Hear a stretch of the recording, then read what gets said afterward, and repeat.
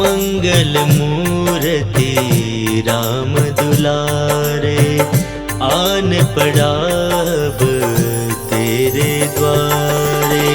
हे बजरंग बली हनुमान, हे महावीर करो कल्याण, हे महावीर करो कल्याण। मंगल मूर्ति राम दुलारे, आन पड़ा अब तेरे द्वारे।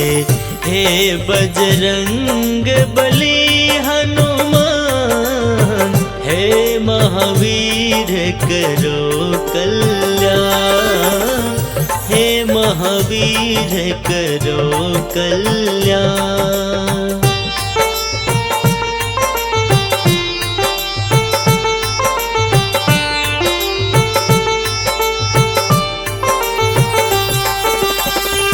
तीनों लोक तेरा उजियारा, दुखियों का तूने काज सवारा। तीनों लोक तेरा उजियारा, दुखियों का तूने काज सवारा। हे जगवंदन केसरी नंदन, हे जगवंदन केसरी नंदन। कष्ट हरो है कृपा निधान, कष्ट हरो है कृपा निधान। मंगल मूर्ति राम दुलारे, आन पड़ा अब तेरे द्वारे। हे बजरंग बली हनुमान, हे महावीर करो कल्याण, हे महावीर करो कल्याण।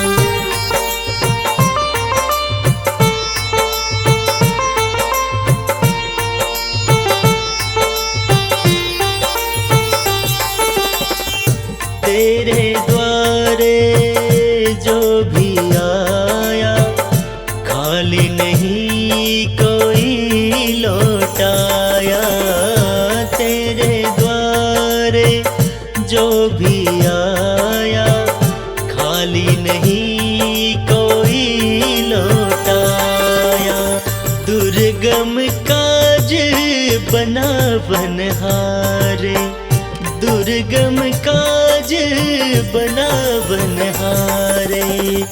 मंगलमय दीजो वरदान, मंगलमय दीजो वरदान। मंगल मूर्ति राम दुलारे, आन पड़ा अब तेरे द्वारे।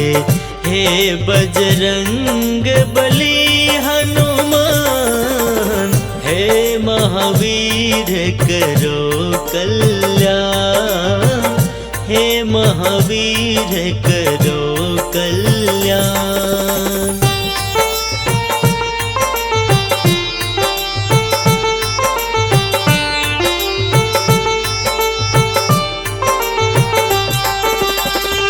तेरा सुमिरन हनुमत वीरा, नासे रोग हरे सब पीरा। तेरा सुमिरन हनुमत वीरा, नासे रोग हरे सब पीरा। राम लखन सीता मन बसिया, राम लखन सीता मन बसिया। शरण पड़े का की जो ध्यान, शरण पड़े का की जो ध्यान। मंगल मूर्ति राम दुलारे, आन पड़ा अब तेरे द्वारे। हे बजरंग बली हनुमान, हे महा करो कल्याण, हे महावीर करो कल्याण।